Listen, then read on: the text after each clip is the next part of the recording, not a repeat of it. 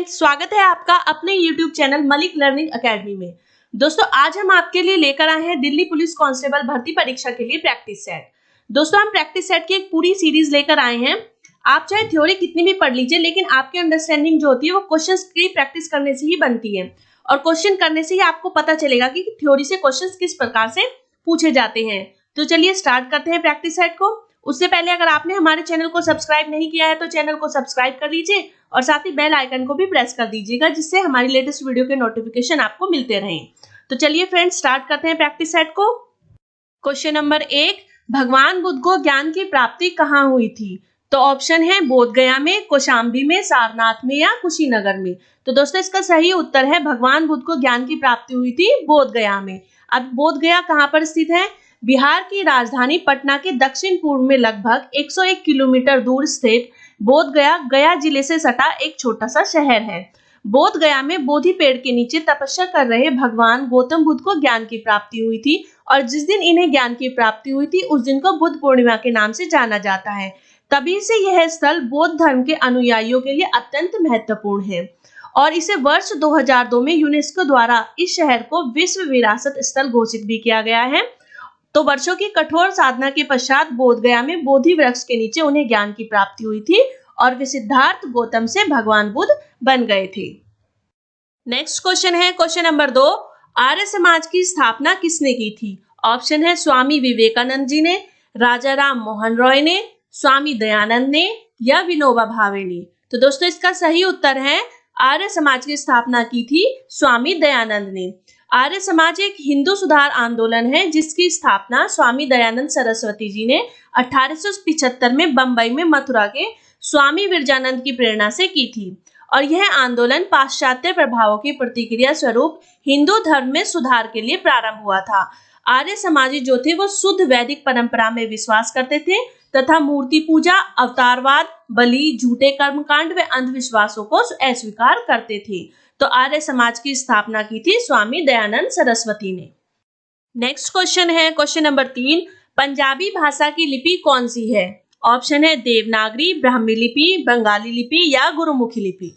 तो दोस्तों, आपको बताना है कि इनमें से पंजाबी भाषा की लिपि कौन सी है। तो इसका सही उत्तर है गुरुमुखी लिपि। गुरुमुखी लिपि एक लिपि है जिसमें पंजाबी भाषा लिखी जाती है और इस लिपि में 3 स्वर और 32 व्यंजन है। स्वरों के साथ मात्राएं जोड़कर अन्य स्वर बना लिए जाते हैं। तो पंजाबी भाषा की लिपि कौन सी हुई? गुरुमुखी। क्वेश्चन नंबर 4, भारत की मुख्य भूमि का दक्षिणतम किनारा कौन सा है? ऑप्शन है इंदिरा कौल, इंदिरा पॉइंट, कन्याकुमारी या किबिथु। तो दोस्तों, आपको बताना है भारत की मुख्य भूमि का इनमें से दक्षिणतम किनारा कौन सा है। तो इसका सही उत्तर होगा कन्याकुमारी। कन्याकुमारी भारत की मुख्य भूमि का दक्षिणतम किनारा है और कन्याकुमारी दोस्तों तमिलनाडु प्रांत के दक्षिण तट पर बसा एक शहर है। यह हिंद महासागर, बंगाल की खाड़ी तथा अरब सागर का संगम स्थल भी है। तो दोस्तों, इसके साथ साथ अगर बात की जाए, भारत का सबसे उत्तरी बिंदु है उसको कहते हैं इंदिरा कौल और भारत के सबसे दक्षिणी बिंदु को कहते हैं इंदिरा पॉइंट। लेकिन अगर बात करें मुख्य भूमि का सबसे दक्षिणी बिंदु तो वो है कन्याकुमारी। बस आपको ये याद रखना है, अगर आपसे पूछा जाता है कि सबसे दक्षिणी बिंदु तो आपको उसमें सही उत्तर लगाना है इंदिरा पॉइंट, लेकिन अगर वहां पर मेंशन किया जाएगा कि मुख्य भूमि का सबसे दक्षिणी बिंदु तो आपको उसका सही उत्तर लगाना है कन्याकुमारी, जो आपके क्वेश्चन में पूछा गया है।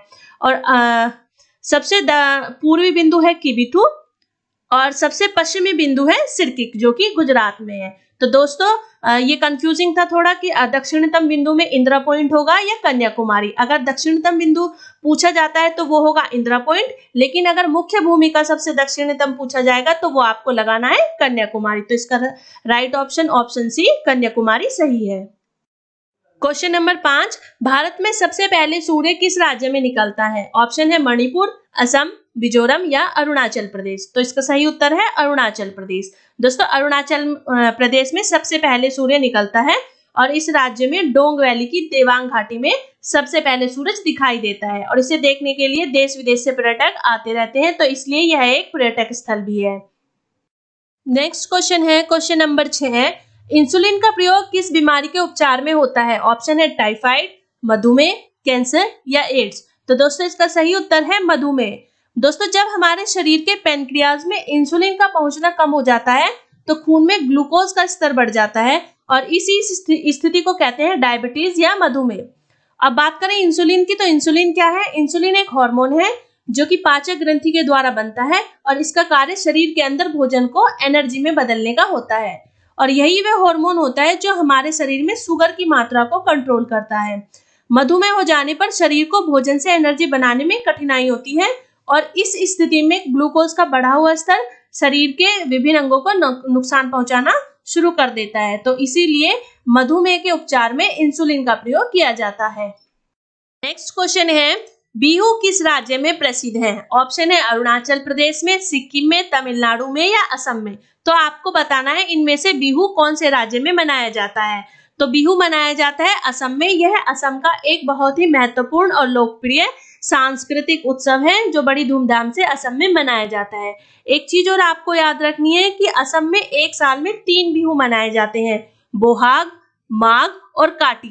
बोहाग जो है वो अप्रैल के मध्य में मनाया जाता है, माघ जो है वो जनवरी के मध्य में मनाया जाता है और काटी जो है वो अक्टूबर के मध्य में मनाया जाता है। और इन तीनों में सबसे महत्वपूर्ण जो है वो है बोहाग या रंगोली बिहू जिसे कहते हैं और यह मनाया जाता है अप्रैल के मध्य में और यह उत्सव कृषि सीजन की शुरुआत को दर्शाता है।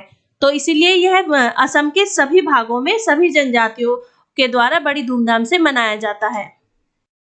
क्वेश्चन नंबर 8, कौन सा विटामिन आंवले में प्रचुर मात्रा में मिलता है? ऑप्शन है vitamin B, vitamin A, vitamin C या विटामिन डी। आपको बताना है कि आंवले में इनमें से कौन सा विटामिन पाया जाता है। तो आंवले में पाया जाता है विटामिन सी। तो इसका सही उत्तर हुआ विटामिन सी। यह आंवले के साथ साथ खट्टे रसदार फल जैसे नारंगी, नींबू, संतरा, अंगूर, टमाटर, अमरूद, सेब, केला और शलगम, पुदीना, हरा धनिया, पालक आदि में भी पाया जाता है। चलिए अब इनके रासायनिक नाम भी देख लेते हैं। तो विटामिन बी का रासायनिक नाम है थायमीन, विटामिन ए का रेटिनॉल, विटामिन सी का एस्कॉर्बिक एसिड और विटामिन डी का कैल्सिफेरॉल। अब इनकी कमी से होने वाले रोग भी जान लेते हैं। तो विटामिन बी की अगर शरीर में कमी हो जाए तो हमारे शरीर में हो जाता है बेरी रोग और अगर हमारे शरीर में विटामिन ए की कमी हो जाए तो विटामिन ए की कमी से होने वाला रोग है रतौंधी या नाइट ब्लाइंडनेस और विटामिन सी की कमी से होता है स्कर्वी और विटामिन डी की कमी से होने वाला रोग है रिकेट्स। नेक्स्ट क्वेश्चन है, कागज का आविष्कार किस देश में हुआ? ऑप्शन है चीन में, जापान में, अमेरिका में या भारत में। तो कहाँ हुआ कागज का आविष्कार? कागज का आविष्कार हुआ चीन में। अब थोड़ा सा कागज के बारे में जान लेते हैं। पौधों में सेल्यूलोज नामक एक कार्बोहाइड्रेट होता है और इन्हीं सेल्यूलोज के रेशों को एक साथ जुटाकर एकदम पतली चादर के रूप में जो वस्तु बनाई जाती है उसे ही कागज कहते हैं। इतिहासकारों के अनुसार सबसे पहले कागज का जो आविष्कार हुआ था वो चीन में हुआ। 2001 ईसा पूर्व हान राजवंश के समय चीन के निवासी साइलुन ने कागज का आविष्कार किया और इस आविष्कार से पहले बांस पर और रेशम के कपड़े पर लिखा जाता था। रेशम बहुत महंगा था और बांस बहुत भारी, इसलिए साइलुन के मन में आया कि कुछ ऐसा बनाया जाए जो हल्का और सस्ता हो। तब उसने भांग, सहतूत के पत्ते, पेड़ की छाल तथा अन्य तरह के रेशों से कागज का निर्माण किया और तभी से पूरे विश्व में कागज का प्रयोग होने लगा। इस अनोखे आविष्कार के लिए साइलुन को कागज का संत कहा जाने लगा। तो कागज का आविष्कार चीन में साइलुन के द्वारा किया गया। Last question, question number 10, Bharat का प्रथम गवर्नर जनरल कौन था? ऑप्शन है Robert Clive, Lord Cornwallis, Lord Wellesley या विलियम बेंटिंक। तो आपको बताना है इनमें से भारत के प्रथम गवर्नर जनरल कौन थे। तो इसका सही उत्तर है विलियम बेंटिंक, जो भारत के प्रथम गवर्नर जनरल थे और इन्हें विलियम कैवेंडिश बेंटिंक के नाम से भी जाना जाता है। तो चलिए अब थोड़ा सा विलियम बेंटिंक के बारे में जान लेते हैं। पहले वे मद्रास के गवर्नर बनकर भारत आए थे। उनका शासनकाल अधिकांश शांति का काल था। उन्होंने पंजाब के महाराजा रणजीत सिंह से संधि की, जिसके द्वारा अंग्रेज और महाराजा रणजीत सिंह ने सिंध के मार्ग से व्यापार को बढ़ावा देना स्वीकार किया था। विलियम बेंटिंक के भारतीय समाज में किए गए सुधार आज भी प्रसिद्ध है। सती प्रथा को समाप्त करने में इनका महत्वपूर्ण योगदान था और अपने शासनकाल के अंतिम समय में यह बंगाल के गवर्नर जनरल रहे थे। तो दोस्तों, अगर आपको हमारी ये वीडियो पसंद आई हो तो इस वीडियो को लाइक कीजिए, अपने व्हाट्सएप स्टडी ग्रुप में शेयर कीजिए और अगर आपने हमारे चैनल को अभी तक सब्सक्राइब नहीं किया है तो चैनल को सब्सक्राइब कर लीजिए और साथ ही बेल आइकन को भी प्रेस कर दीजिएगा, जिससे हमारी लेटेस्ट वीडियो के नोटिफिकेशन आपको मिलते रहे। और हमें कमेंट बॉक्स में कमेंट करके जरूर बताइएगा कि आपको ये वीडियो कैसी लगी। तो फ्रेंड्स, मिलते हैं नेक्स्ट वीडियो में नेक्स्ट प्रैक्टिस सेट के साथ। Thank you.